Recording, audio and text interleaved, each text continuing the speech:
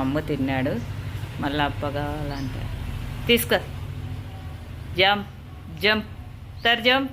అందుకోరా పప్పు ఇస్తలేడు. అందుకోనన్నా.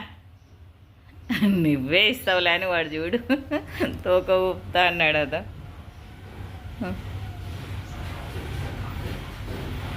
పట్టుకునే తీసుకో.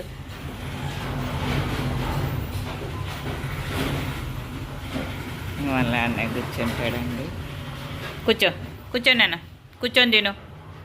చిన్ను కూర్చో. సిట్. Good boy. ఇష్టంగా అన్నాను చపాతీ, నీకు రొట్టె. అన్నం తిన్నాడండి.